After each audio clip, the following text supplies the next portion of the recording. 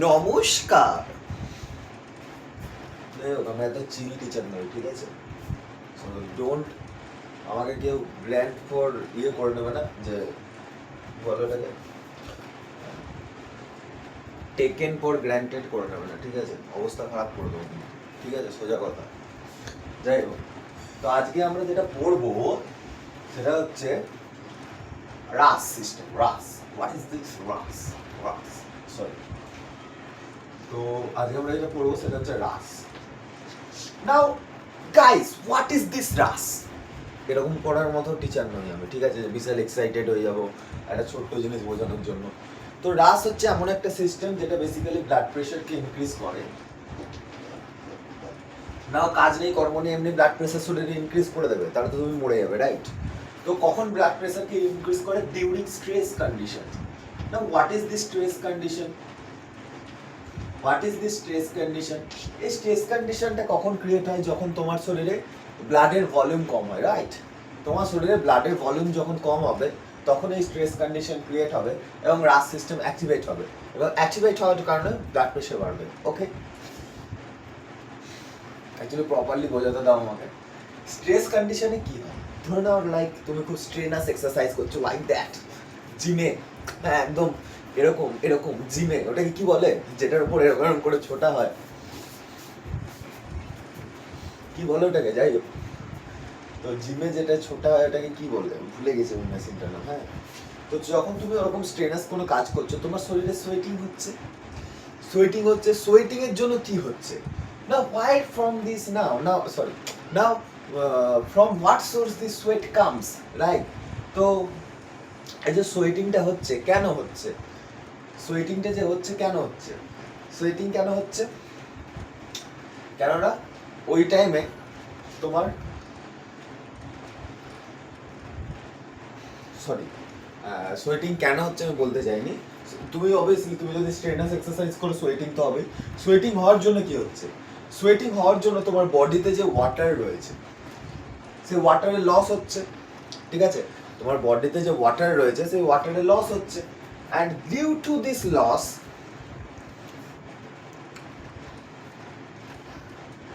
Video চলছে তো?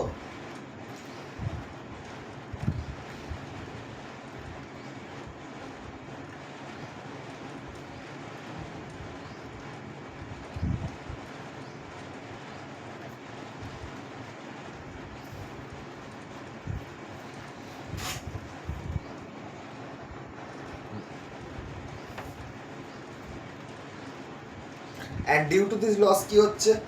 And due to this loss, actually what happened due to this loss, এই water লসের জন্য কি হচ্ছে বডিতে? ওয়াটার লসের জন্য কি হচ্ছে বডিতে? ব্লাড ভেসেলে আমাদের ব্লাড আছে, তো ব্লাডের ভলিউম কমছে, তাই না?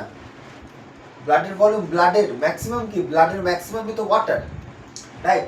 ব্লাডের ম্যাক্সিমাম কি? ওয়াটার। তো সেই ওয়াটার লস যদি হয় তাহলে ব্লাড ভলিউম কমবে, আর ব্লাড ভলিউম কমলে ব্লাড প্রেসার কমবে। এটা বিভি লিখেছি মানে ব্লাড ভলিউম, ঠিক আছে? তার মানে ব্লাড প্রেসার কমবে, ঠিক আছে? ব্লাড প্রেসার মানে বিপি মানে ব্লাড প্রেসার কমবে, ঠিক আছে? তো যাই হোক, ব্লাড প্রেসার যদি কমে এরকম করে কমে যেতে থাকে, আলটিমেটলি কি হবে? যে তুমি যত এক্সারসাইজ করছো আস্তে আস্তে প্রেসার কমছে, কমতে কমতে কমতে কমতে একসময় তোমার ভবলীলা সাঙ্গ হয়ে যাবে। হয় কি এটা দেও না? কেন হয় না? কেননা সেই টাইমে রাস অ্যাক্টিভেট হয়। কিভাবে রাস অ্যাক্টিভেট হয়? ধরে নাও এই ব্লাড ভেসেলের মধ্যে যখন ব্লাড ভলিউম কম হচ্ছে, অনেকে এটাও বুঝতে পারছে না যে ব্লাড ভলিউমের সাথে ব্লাড প্রেসারের কি রিলেশন। এটা তুমি সিম্পলি একটা বেলুন দিয়ে বুঝতে পারবে। এমনিতেও বেলুন, যাই হোক বেশি ডিপে যাবো না, বেলুন দিয়ে বুঝতে পারবে যে বেলুনের মধ্যে যখন তুমি ওয়াটার পোর করো, একটা বেলুনের মধ্যে যখন তুমি ওয়াটার পোর করো কি হয়? বেলুনের ওয়ালে একটা প্রেসার ক্রিয়েট হয়, কেন বাইরে থেকে অ্যাটমসফেরিক প্রেসারও আছে আর ভেতরে জলের একটা প্রেসারও আছে, ঠিক আছে? এবার সাফিসিয়েন্ট ওয়াটার ভরে তুমি বেলুনের মুখটাকে খুলে দাও, দেখতে পাবে ডিউ টু প্রেসার প্রথমত তুমি দেখো যে যখন জল ভরছো বেলুনের ভেতরে একটা প্রেসার ক্রিয়েট হচ্ছে। কেন? বেলুনের ভেতর ভলিউম বাড়ছে, ওয়াটারের ভলিউম বাড়ছে, তো সেই ওয়াটারটা প্রেসার ক্রিয়েট করছে। তারপরে যত বেশি ওয়াটারের ভলিউম তত বেশি বেলুনের ওয়ালে প্রেসার। ঠিক আছে, এবার তুমি ছেড়ে দাও, বেলুনের মুখটাকে ছেড়ে দাও, দেখবে জল ভেতর থেকে বাইরে ফ্লাশ আউট হয়ে বেরোবে। কেন এরকম হচ্ছে? কেননা due to the pressure, atmospheric pressure, বেলুনের ভেতর থেকে জল বাইরে আসছে। এবং একটা টাইম পর কি হচ্ছে, আর জল বাইরে আসবে না, বাইরের প্রেসার এবং ভেতরের প্রেসার ইকুয়াল হয়ে যাবে এবং আর জল বাইরে আসবে না। এটাই তো হয়, এর বাইরে তো কিছু হয় না। This is science. ঠিক আছে, তো সিমিলারলি এখানে এই যে ব্লাড ভেসেলের মধ্যে যেহেতু ব্লাড ভলিউম ধীরে ধীরে কমছে, তাই ব্লাড প্রেসারও ধীরে ধীরে কমছে। কেন? বিকজ ব্লাড কি করছে, ওয়ালের ভেসেলের গায়ে প্রেসার লাগাচ্ছে। প্রেসার লাগানোর কারণে কি হচ্ছে, যেহেতু ভেসেলের গায়ে প্রেসার লাগাচ্ছে, সেই কারণে কি হচ্ছে, ব্লাড প্রেসার বাড়ছে। সিম্পল ব্যাপার, অ্যাজ সিম্পল অ্যাজ দ্যাট। ঠিক আছে, ওয়ালের ভেসেলের গায়ে এ কি করছে, প্রেসার লাগাচ্ছে, এবং সেই প্রেসার লাগানোর জন্য কি হচ্ছে, সরি আমি কি বললাম আমি নিজেই বুঝতে পারলাম না। হ্যাঁ, ব্লাড কি করছে, ভেসেলের ওয়ালে প্রেসার লাগাচ্ছে। তার মানে যত ব্লাড ভলিউম বাড়বে তত বেশি ব্লাড ভেসেলে প্রেসার বাড়বে, আর যত ব্লাড ভলিউম কমবে তত কম ব্লাড প্রেসার হবে, মানে ভেসেলের গায়ে তত কম প্রেসার লাগবে। ঠিক আছে, ব্লাড প্রেসার মানে কি, যে ব্লাড সিম্পল, ব্লাড তার ওয়ালে যতটা প্রেসার লাগাচ্ছে, ব্লাড ভেসেলসে যতটা প্রেসার লাগাচ্ছে সেটাই তো ব্লাড প্রেসার। ব্লাড ভেসেলের ওয়ালে যতটা প্রেসার লাগাচ্ছে সেটাই তো হচ্ছে ব্লাড প্রেসার। তার মানে যত ব্লাড ভলিউম বাড়বে তত ওয়ালের গায়ে প্রেসার বাড়বে, যত ব্লাড ভলিউম কমবে তত ওয়ালের গায়ে প্রেসার কমবে। সিম্পল ব্যাপার। ঠিক আছে, কিন্তু যদি ওই স্ট্রেনাস কন্ডিশনে যেহেতু ব্লাড ভলিউম কমছে তো ব্লাড প্রেসারও কমবে, তখন কি অ্যাক্টিভেট হবে, রাশ সিস্টেম। না, ওই রাশ সিস্টেম কি করবে, রাশ সিস্টেম ব্লাড প্রেসারকে বাড়াবে। সিম্পল। কিভাবে বাড়াবে না, এবার একটুখানি লেকচার স্পিডে টানবো। হ্যাঁ, এটা হচ্ছে ব্লাড ভেসেল আমাদের।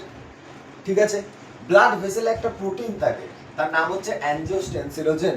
কি নাম? অ্যাঞ্জিওস্টেনসিনোজেন।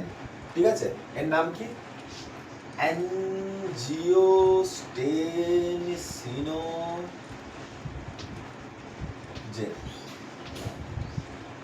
ঠিক আছে, অ্যাঞ্জিওস্টেনসিনোজেন থেকে কি বোঝা যাচ্ছে, এটা আমাদের পেপসিনোজেনের ভাইয়ের মতো লাগছে। ঠিক আছে, যদি এর ফাংশন পেপসিনোজেনের মতো নয়, কিন্তু পেপসিনোজেনের ভাই কেন বললাম, কেননা পেপসিনোজেনেও লাস্টে ওজেন আছে।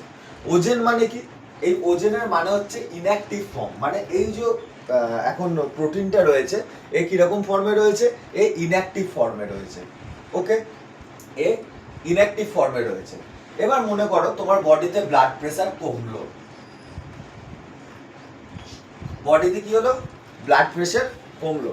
ব্লাড প্রেসার যখনই কমবে তখন এই যে অ্যাঞ্জিওস্টেনসিনোজেন এ কিসে কনভার্ট হবে, অ্যাঞ্জিওস্টেনসিন 1 এ।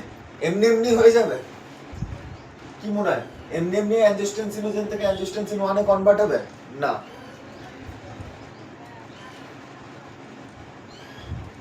হবে না। তো এর মাঝখানে কিছু আন্ডারলাইং মেকানিজম আছে। ঠিক আছে, এখন সেই মেকানিজমটাই আমরা স্টাডি করব। তো যখন তোমার বডিতে ব্লাড প্রেসার কমলো, এই যে ভেসেলের গায়ে, ব্লাড ভেসেলের গায়ে কিছু রিসেপ্টর আছে যাদেরকে আমরা বলি প্রেসার সেন্সিং রিসেপ্টর। কি বলি? Pressure sensing receptor. কি বলি এগুলোকে? Pressure sensing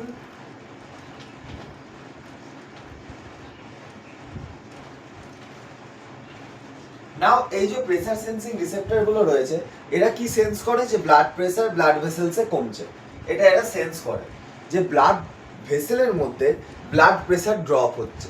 simple. তাহলে যখন এটা সেন্স করে যে ব্লাড প্রেসার ব্লাড ভেসেলের মধ্যে ড্রপ হচ্ছে, তখন কি হয়, সেই যে ইম্পালসটাকে, সেই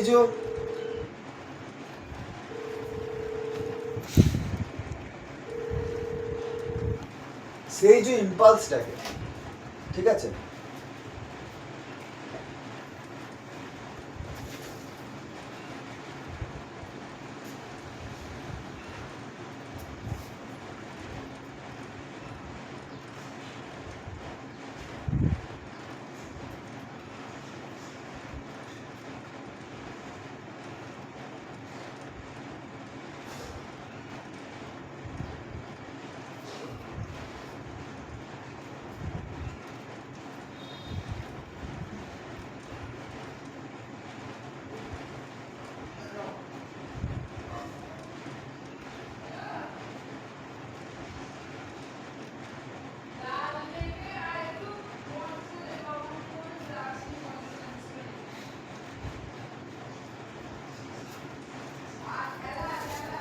ঠিক আছে?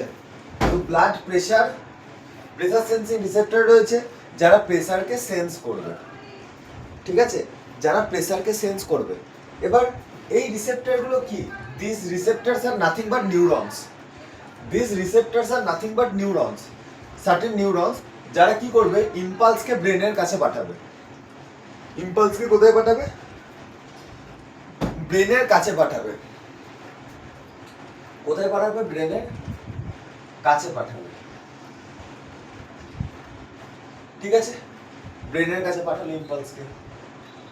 ব্রেন আবার সেই ইম্পালসকে কোথায় পাঠাবে? সিম্প্যাথেটিক নার্ভাস সিস্টেমে, অ্যাড্রিনার্জিক নর অ্যাড্রিনার্জিক নিউরনসে।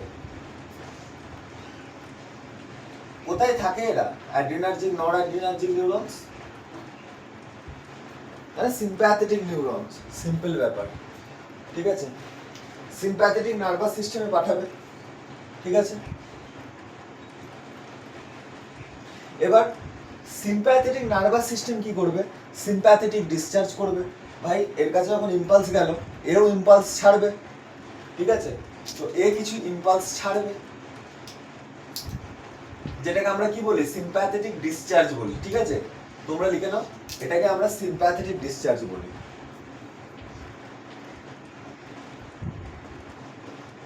নাও এই যে সিম্প্যাথেটিক ডিসচার্জটা কার কাছে যাবে? তো এই সিম্প্যাথেটিক ডিসচার্জটা যাবে আমাদের বিটা 1 রিসেপ্টরের কাছে। কার beta 1 receptor? Beta 1 receptor of JG cells. আমাদের কিডনিতে যে জেজি সেলস আছে তাতে বিটা 1 রিসেপ্টর আছে, সেই জেজি সেলসের কাছে যাবে ইম্পালসটা, ঠিক আছে? নাও সেই যে ইম্পালসটা গেল তার জন্য কি হবে? রেনিন রিলিজ হবে। কি হবে? রেনিন রিলিজ হবে, রিলিজ অফ রেনিন।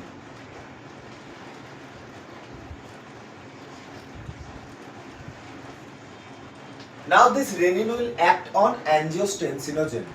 তো রেনিন যখন এই অ্যাঞ্জিওস্টেনসিনোজেনের উপর অ্যাক্ট করবে, এই যে রেনিন যখন অ্যাঞ্জিওস্টেনসিনোজেনের উপর অ্যাক্ট করবে তখন অ্যাঞ্জিওস্টেনসিনোজেন অ্যাঞ্জিওস্টেনসিন 1 এ কনভার্ট হবে,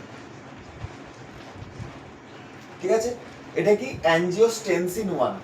এবার অনেকে বলবে যে স্পেলিং কি হবে? স্পেলিং তো লিখলাম না।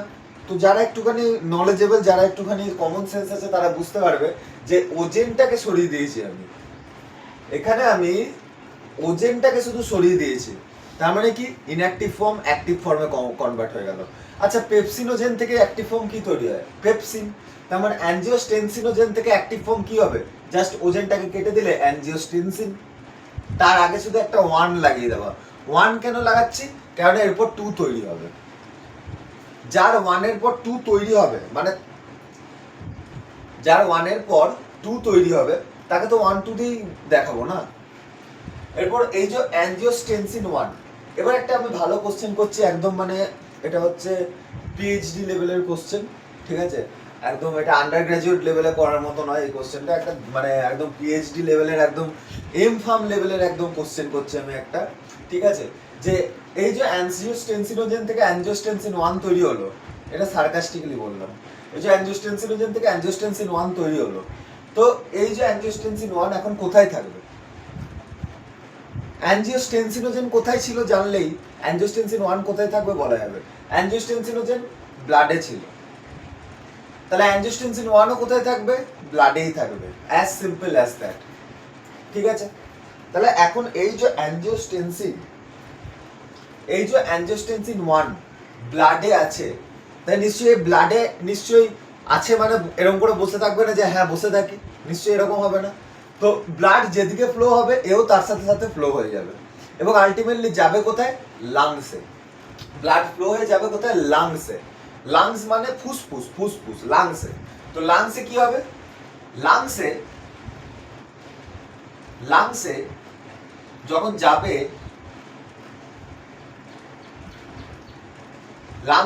যাবে, তো লাংসে একটা স্পেশাল এনজাইম থাকে, সেই এনজাইমটার নাম কি? ACE। পুরো নাম আমি লিখবো না। অ্যাঞ্জিওস্টেনসিন স্পেলিং জানো? এই যে অ্যাঞ্জিওস্টেনসিন কনভার্টিং এনজাইম, এসি এর ফুল ফর্ম কি, অ্যাঞ্জিওটেনসিন কনভার্টিং এনজাইম। ও 81 কে কিচ্ছু না 82 তে কনভার্ট করে দেবে। নাও 81 এর কিন্তু কোনো ফার্মাকোলজিক্যাল অ্যাকশন নেই, 82 এর ফার্মাকোলজিক্যাল অ্যাকশন আছে। আমি একটু বলেও দিই 81 82 কি অ্যাকচুয়ালি। 81 হচ্ছে অ্যাকচুয়ালি 10টা অ্যামাইনো অ্যাসিডের একটা প্রোটিন বলা যেতে পারে, বা প্রোটিনের থেকে বলা ভালো যেহেতু খুবই শর্ট চেন, তো পেপটাইড। 10টা অ্যামাইনো অ্যাসিডের একটা পেপটাইড হচ্ছে 81। আর 82 কি, জাস্ট এই 10টা অ্যামাইনো অ্যাসিড থেকে দুটো অ্যামাইনো অ্যাসিড আমি যদি কেটে বাদ দিয়ে দিই, মানে 8টা অ্যামাইনো অ্যাসিড, 8টা অ্যামাইনো অ্যাসিডের পেপটাইড, সেটা হচ্ছে অ্যাঞ্জিওটেনসিন 2। নাও এখানে যদি আমি ভালো করে দেখি যে 10টা অ্যামাইনো অ্যাসিড থেকে 8টা অ্যামাইনো অ্যাসিড তৈরি হয়েছে, তারপরে দুটো অ্যামাইনো অ্যাসিড গায়েব হয়ে গেছে। নাও এই দুটো অ্যামাইনো অ্যাসিড যে গায়েব হলো, এটা কে গায়েব করলো? না, এস করেছে, এসিই এনজাইম করেছে।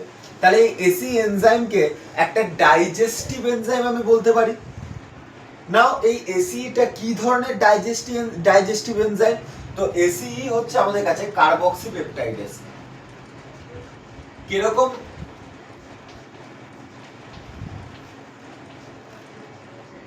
কিরকম ডাইজেস্টিভ এনজাইম? কার্বক্সিপেপটাইডেস। কেন বলছি কার্বক্সিপেপটাইডেস? যেহেতু এসি এখানে 10টা অ্যামাইনো অ্যাসিডকে ভেঙে 8টা অ্যামাইনো অ্যাসিড তৈরি করছে, তার মানে 10টা অ্যামাইনো অ্যাসিডের পেপটাইড থেকে 8টা অ্যামাইনো অ্যাসিডের পেপটাইড তৈরি করছে। তার মানে এখান থেকে সিম্পল একটা জিনিস তো বুঝতে পারছি যে এসি পেপটাইডকে ব্রেক করছে, দ্যাট ইজ ওয়াই পেপটাইডেস। এবং কোন দিক থেকে ব্রেক করছে?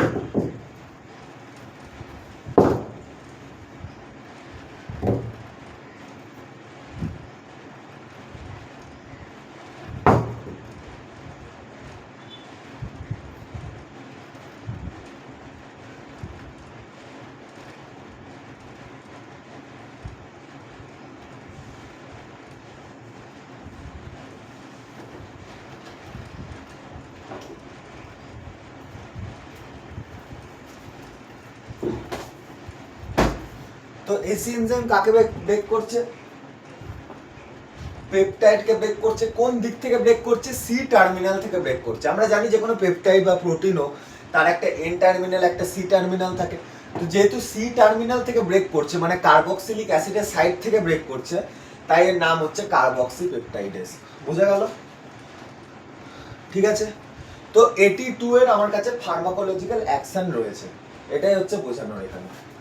নাও যদি আমরা 82 কে দেখি, এর কি ফার্মাকোলজিক্যাল অ্যাকশন রয়েছে যদি দেখি, প্রথমত সিম্পল গুলো বলে নিই। এটা একটা ব্লাড ভেসেল, ঠিক আছে। তো 82 কি করবে? সরি এরকমই লিখতে হবে। এইটা আর এটার মানে কিন্তু আলাদা, ঠিক আছে। এটা এইভাবে কখনো লেখা যাবে না, এটার আর এটার মানে কিন্তু আলাদা, ঠিক আছে। 82 রিসেপ্টর কি করবে? দু ধরনের কাজ করতে পারে। এক তো ডাইরেক্টলি ব্লাড ভেসেলকে কনস্ট্রিক্ট করতে পারে, কেন ব্লাড ভেসেলকে কনস্ট্রিক্ট করা মানে ব্লাড প্রেসারকে বাড়ানো, ঠিক আছে। এইটা ধরে নাও জল, পাইপের মধ্যে দিয়ে জল যাচ্ছে, ঠিক আছে। যদি আমি পাইপের মুখটাকে চিপে দিই, তাহলে বেশি স্পিডে জল বেরোয় না, কেন? কেন প্রেসার বেড়ে যাচ্ছে। তো তেমনি ব্লাড প্রেসার, ঠিক আছে। যখনই 82 কি করে, ডিরেক্টলি যে স্মুথ মাসেল রয়েছে, ব্লাড ভেসেলের যে স্মুথ মাসেল রয়েছে তাতে কন্ট্রাকশন করে, যার কারণে ব্লাড প্রেসার বেড়ে যায়। এটা হচ্ছে ডাইরেক্ট এফেক্ট। আর একটা ইনডাইরেক্ট এফেক্ট রয়েছে। আমরা জানি ব্লাড ভেসেলসে আমাদের কি এপিথেলিয়াম থাকে, সিম্পল স্কোয়ামাস এপিথেলিয়াম, যাকে আমরা কি বলি? এন্ডোথেলিয়াম। তো এখানে এন্ডোথেলিয়াম আছে,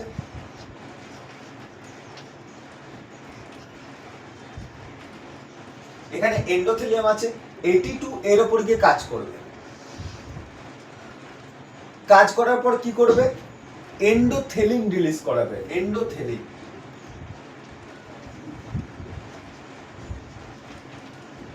এবার এই এন্ডোথেলিন কি করবে? ব্লাড প্রেসারকে বাড়াবে। কিভাবে বাড়াবে? সেম, ওই স্মুথ মাসেলে কন্ট্রাকশন করবে, ব্লাড প্রেসার বাড়বে। তার মানে এক তো 82 ডিরেক্ট পাওয়ারফুল ভ্যাসো কনস্ট্রিক্টর হিসেবে কাজ করতে পারে, নিজেই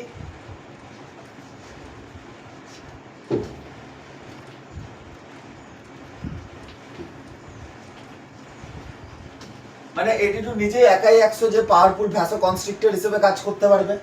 সেকেন্ড কি, এন্ডোথেলিন রিলিজ করিয়ে ব্লাড প্রেসারকে বাড়াতে পারে। এটা ডাইরেক্ট এফেক্ট, এটা ইনডাইরেক্ট এফেক্ট। ঠিক আছে, এবার কিছু রিসেপ্টর মেডিয়েটেড এফেক্ট আছে। AT2 এর কিছু রিসেপ্টর মেডিয়েটেড এফেক্ট আছে। তো AT2 যে রিসেপ্টরে গিয়ে বাইন্ড করে সেই রিসেপ্টরের নাম হচ্ছে AT1 রিসেপ্টর। এবার অনেকে জিজ্ঞাসা করবে AT1 অ্যাঞ্জিওটেনসিন 1 কি করে নিজের মানে AT2 কে বাইন্ড করে নেবে। অনেকে বলবে যে অ্যাঞ্জিওটেনসিন 1 কিভাবে AT2 কে বাইন্ড করে নেবে, অনেকে বলবে এরকম। তো AT1 আর এই AT1 এই দুটো কিন্তু সেম নয়। যেমন আমি আগে দেখালাম যে AT2 আর AT2 এই দুটো কিন্তু সেম না। ঠিক আছে, এই দুটো জিনিস কিন্তু সেম না। এই AT1 আলাদা, এই AT1 কিন্তু আলাদা। ঠিক আছে, তো আমরা এই AT1 এর কথা বলছি না, আমরা এই AT1 এর কথা বলছি। AT সাফিক্সে 1 মানে এটা কি বোঝাচ্ছে? এটা একটা রিসেপ্টর। এটা কিন্তু অ্যাঞ্জিওটেনসিন 1 নয়, এটা হচ্ছে AT1 রিসেপ্টর। ঠিক আছে, নাও এই AT1 রিসেপ্টরে গিয়ে কে বাইন্ড করবে? অ্যাঞ্জিওটেনসিন 2 বাইন্ড করে কি করবে? ব্লাড প্রেসারকে আলটিমেটলি বাড়াবে। এখন কি ভাবে ব্লাড প্রেসারকে বাড়াতে পারে সেটা আমরা দেখব। ঠিক আছে, প্রথমত AT2 কে AT1 এ বাইন্ড করা মানে ব্লাড প্রেসার বাড়বে। তাহলে আমাদের দেখতে হবে AT1 রিসেপ্টর আছে কোথায় কোথায়। তো প্রথমত AT1 রিসেপ্টর আছে ব্রেনে।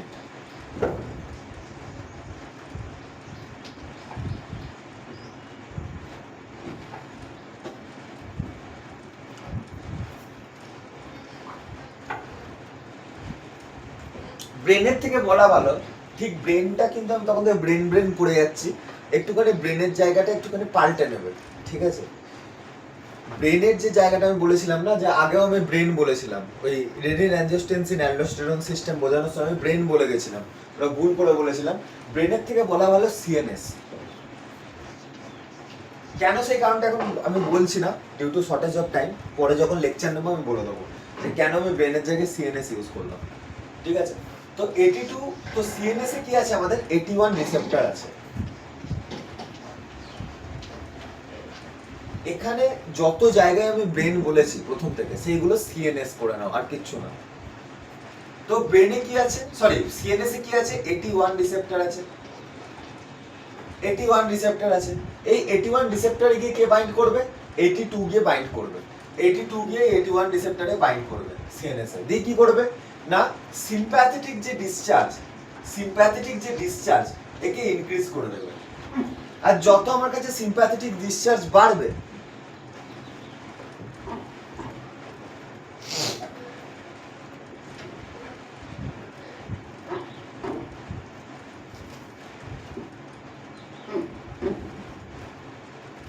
যত আমার কাছে সিম্প্যাথেটিক ডিসচার্জ বাড়বে, তার মানে অ্যাড্রিনার্জিক, নর অ্যাড্রিনার্জিক।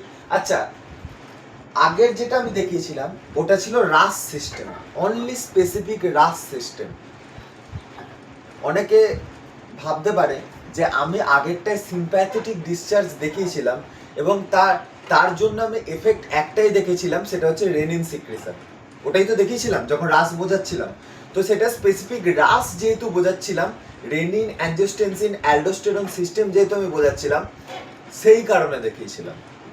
ঠিক আছে, কিন্তু অ্যাকচুয়ালি এই সিম্প্যাথেটিক ডিসচার্জের জন্য মাল্টিপল জিনিস হতে পারে। তার মধ্যে একটা হচ্ছে রেনিন সিক্রেশন, যেটা আমি রেনিন অ্যাঞ্জিওটেনসিন অ্যালডোস্টেরন সিস্টেম বোঝানোর জন্য দেখিয়েছিলাম, ওটা একটা। বাকি এসএনএস কিন্তু আরো অনেক কিছু করতে পারে। সিম্প্যাথেটিক নার্ভাস সিস্টেম আরো অনেক কিছু করতে পারে। যেমন সিম্প্যাথেটিক নার্ভাস সিস্টেম মানে কি, অ্যাড্রিনালিন নর অ্যাড্রিনালিন রিলিজ হবে, এবং অ্যাড্রিনালিন নর অ্যাড্রিনালিন যখন রিলিজ হবে তো এর বিভিন্ন রকমের ফেট রয়েছে। ঠিক আছে, শুধুমাত্র কি কিডনির ওপরে এর এফেক্ট রয়েছে? হার্টের ওপরে এর এফেক্ট আছে। ঠিক আছে, এর এফেক্ট ব্লাড ভেসেলের ওপরে এর এফেক্ট রয়েছে। ঠিক আছে, তো আলটিমেটলি কি হবে, যখন সিম্প্যাথেটিক ডিসচার্জ হবে কি হবে না, ব্লাড প্রেসার ওভারঅল যদি দেখা যায়, ওভারঅল অ্যাকচুয়ালি অ্যাড্রিনালিন নর অ্যাড্রিনালিন কোথাও ব্লাড প্রেসার বাড়ায়, কোথাও কমায়। ঠিক আছে। কিন্তু যদি নেট এফেক্ট দেখি, মাসেল কন্ট্রাকশন কোথাও বাড়ায় কোথাও কমায়, কিন্তু যদি আমরা নেট এফেক্ট দেখি তো নেট এফেক্ট হচ্ছে অ্যাড্রিনালিন নর অ্যাড্রিনালিন যখন রিলিজ হয়, সিম্প্যাথেটিক ডিসচার্জ যখন হয়, তখন অ্যাকচুয়ালি ব্লাড প্রেশার বাড়ে। তো আলটিমেটলি কি হবে, আমার কাছে ব্লাড প্রেশার বাড়বে। তার মানে 82 এখানে কি করছে, 82 মানে হচ্ছে অ্যাঞ্জিওটেনসিন 2, এখানে কিন্তু ডিরেক্ট এফেক্ট নয়। ও প্রথমে গিয়ে, এটা হচ্ছে রিসেপ্টর মিডিয়েটেড এফেক্ট, প্রথমে গিয়ে ও সিএনএস এর রিসেপ্টরে বাইন্ড করলো, যার কারণে সিম্প্যাথেটিক ডিসচার্জ হলো এবং আলটিমেটলি ব্লাড প্রেশার বাড়লো। সিমিলারলি হার্টে আমাদের যদি হার্টের কথা বলি, হার্টে কি থাকে, হার্টেও 81 রিসেপ্টর থাকে,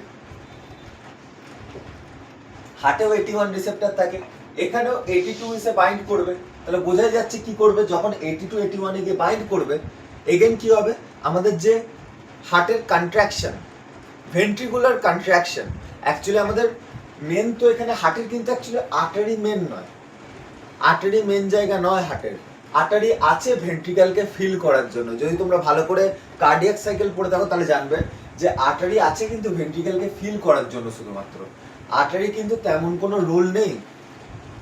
কারণ যদি আর্টারি না থাকতো তাহলে ভেন্ট্রিকেল ফিল হতো না, আর্টারি আছে শুধুমাত্র ভেন্ট্রিকেলকে ফিল করার জন্য, আর্টারি কিন্তু তেমন কোনো রোল নেই। আর আরেকটা জিনিস হচ্ছে এসএ নোড, লেফট অ্যাট্রিয়ামে থাকে এসএ নোড, এসএ নোড থাকার কারণে কি হচ্ছে, overall contraction of the heart maintain থাকে, ঠিক আছে, নাহলে ট্যাকিকার্ডিয়া হয়ে যেত। ঠিক আছে, তো যাই হোক, আর্টারির তাহলে রোলটা বোঝা গেল যে আর্টারি কিন্তু অ্যাকচুয়ালি হার্টের মেইন রোল নয়, মেইন রোল হচ্ছে ভেন্ট্রিকেলের। কেন? কারণ আমরা জানি যে কার্ডিয়াক সাইকেলে যখন ফিলিং হয় তখন আর্টারি কিন্তু প্যাসিভলি ফিল হয়, আর আর্টারি থেকে ভেন্ট্রিকেলও কিন্তু প্যাসিভলি ফিল হয়। মানে বেসিক্যালি কি হয়, যখন ব্লাড ফিলিং হয় তখন তো সব যে ট্রাইকাসপিড ভালভ বাইকাসপিড ভালভ খোলাই থাকে, যখন ব্লাড ফিল হয় তো আর্টারি থেকে ডিরেক্ট, মানে আর্টারিতে এরকম জাস্ট মানে একটা কৌটো রয়েছে, তার উপরে আরেকটা কৌটো রয়েছে, এখন ওপরের কৌটোটার যে বেস মানে তলাটা আমি ওপেন ক্লোজ করা যায়, ঠিক আছে, ওপেন ক্লোজ করা যায়, মানে এই একটা কৌটো দুটোকে ওপরে রেখেছি, মানে একটা কৌটোর উপর আরেকটা রেখেছি, এখন ওপরের কৌটোটার যে তলাটা সেটা ওপেন ক্লোজ করা যায়। এবার তুমি যদি ওপেন করে রাখো তাহলে ওপরের কৌটোতে জল ঢাললে অটোমেটিক্যালি জল নিচের কৌটোতে চলে আসবে, সিম্পল ব্যাপার। এখানে আর্টারিতে জল ঢাললে, আর্টারিতে ব্লাড ঢাললে একদম ডিরেক্ট ভেন্ট্রিকেলে চলে আসবে, এটাকে বলে প্যাসিভ ফিলিং। তো 70% ব্লাড কিন্তু এইভাবেই ভেন্ট্রিকেলে ফিল হয়ে যায়, আর বাকি 30% যে ব্লাড পড়ে থাকে সেটার জন্য আর্টারি একবার কন্ট্রাক্ট করে দিয়ে বাকি সেই 30% ব্লাডও ভেন্ট্রিকেলে চলে আসে, ঠিক আছে, এটা হচ্ছে মেকানিজম। তো এখানে তাহলে আমি বলতে পারি যে মেন কন্ট্রাকশন কে করছে, ভেন্ট্রিকেল, মেন কন্ট্রাকশন কে করছে ভেন্ট্রিকেল।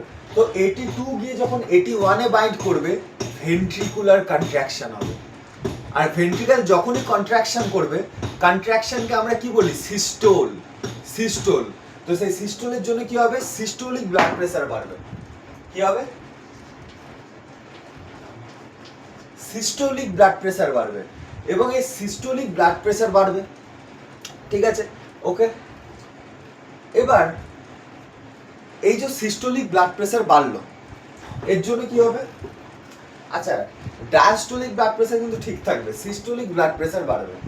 এখন যদি একটা জিনিস ভাবো, due to some fault in our physiology, আমাদের ফিজিওলজিতে কোনো একটা ফল্টের কারণে যদি এরকম হয় যে 82 81 এ গিয়ে বাইন্ড করতেই থাকছে, মানে আমি নর্মাল বসে আছি, কোনো স্ট্রেনাস এক্সারসাইজ করিনি, তখনও গিয়ে বাইন্ড হচ্ছে, তাহলে কি হবে, সিস্টোলিক ব্লাড প্রেসার বাড়তেই থাকবে, এবং আলটিমেটলি একটা কন্ডিশন দেখা যাবে, সেটা হচ্ছে কার্ডিয়াক হাইপারট্রফি, ঠিক আছে, কি দেখা যাবে, কার্ডিয়াক স্পেলিং সবাই জানে, হাইপারট্রফি,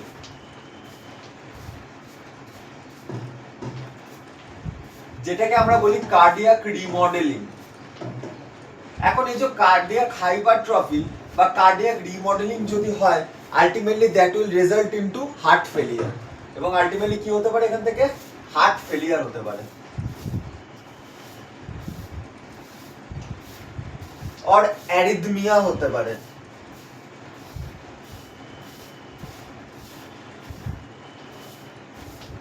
ঠিক আছে, হার্ট ফেলিয়ার, অ্যারিথমিয়া এগুলো হতে পারে কিন্তু, ঠিক আছে।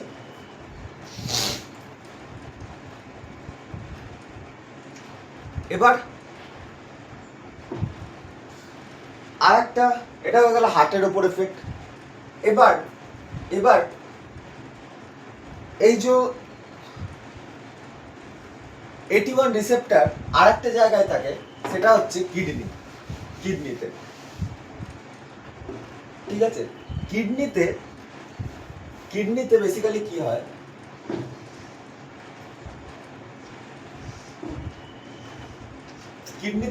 কি হয়, এই একটা সুপ্রারেনাল গ্ল্যান্ড থাকে যাকে আমরা বলি অ্যাড্রিনাল গ্ল্যান্ড। তো এই যে অ্যাড্রিনাল গ্ল্যান্ডে একটা জায়গা থাকে, ঠিক আছে, একবার চেক করে নেবে, যেটা আমি বলবো সেটা একবার চেক করে নেবে, ঠিক আছে। তো অ্যাড্রিনাল গ্ল্যান্ডে বিভিন্ন রকমের জানি আমরা, যে জোনা গ্লোমেরুলাসা, জোনা রেটিকুলারিস, আর একটা আমি ভুলে যাচ্ছি, ওটা বারবারই আমি ভুলে যাই। তো 3টে লেয়ার থাকে এরকম।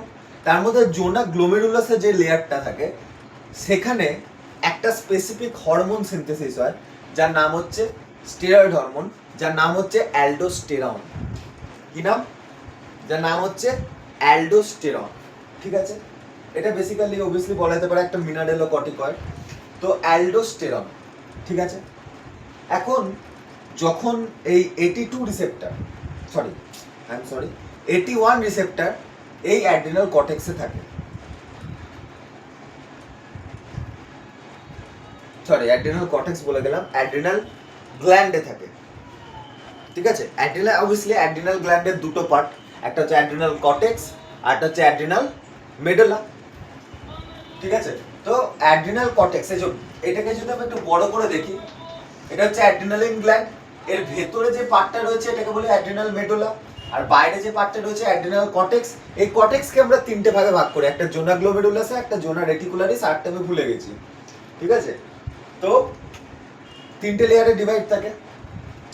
এখন এই যে অ্যাড্রিনাল কর্টেক্সে থাকে কি জোনা গ্লোমেরুলাসা, তার মধ্যে সিনথেসিস হয় অ্যালডোস্টেরন। ঠিক আছে, বোঝা গেল? তার মানে আমাদের মেডুলা পার্ট এখানে দেখার দরকার নেই, আমরা কর্টেক্স পার্ট নিয়ে এখানে আলোচনা করব। ঠিক আছে, তো এই যে অ্যাড্রিনাল কর্টেক্সে কি রিসেপ্টর থাকে? 81 রিসেপ্টর থাকে, মানে ওই 81 রিসেপ্টরই। তো এতে গিয়ে যখন 82 বাইন্ড করে, তখন কি হয়? এই অ্যালডোস্টেরনের সিনথেসিস শুরু হয়ে যায়। এই অ্যালডোস্টেরনের সিনথেসিস শুরু হয়ে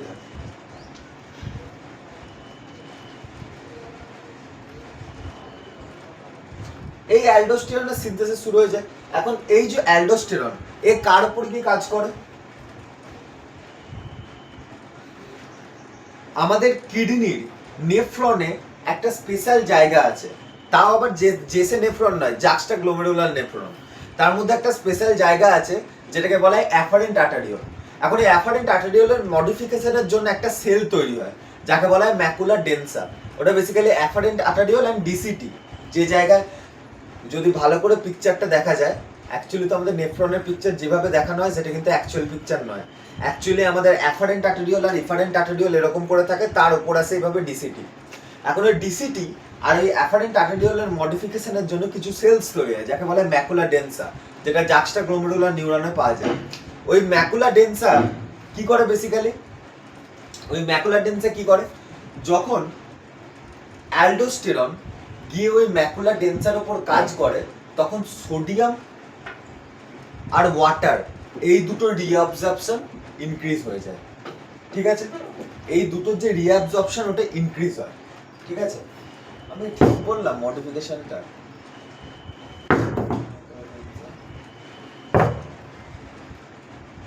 অ্যালডোস্টেরন তো ওর উপরে গিয়ে কাজ করে, তো সোডিয়াম আর ওয়াটারের রিঅ্যাবজর্পশন বেড়ে যায়। এটা একবার ক্রস ভেরিফাই করে নেবে। হ্যাঁ, মোস্ট প্রবাবলি এটাই ছিল, মনে তো হচ্ছে এর উপরে কি কাজ করে। যাই হোক, এই যে অ্যালডোস্টেরন কি করে? অ্যালডোস্টেরন দুটো জিনিস করে। একটা হচ্ছে সোডিয়াম রিঅ্যাবজর্পশন, যেভাবে বললাম যে সোডিয়াম রিঅ্যাবজর্পশনকে বাড়ায় সেভাবে বাড়াবে। একটা হচ্ছে সোডিয়াম রিঅ্যাবজর্পশন,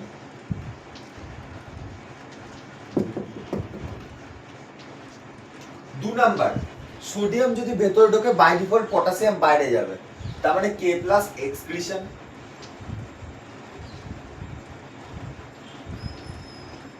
ঠিক আছে। আর 3 হচ্ছে সোডিয়াম যখন ভেতরে ঢোকে না, তো সোডিয়ামের সাথে সাথে প্যাসিভলি ওয়াটারও ভেতরে ঢুকে পড়ে, ঠিক আছে। তো ওয়াটার রিটেনশন।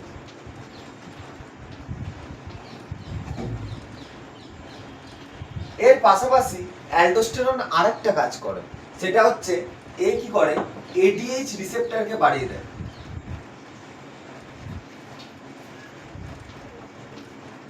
এবারে এডিএইচ রিসেপ্টরকে বাড়ানোর কারণে H2O রিঅ্যাবজর্পশন আরো বেশি বেড়ে যায়।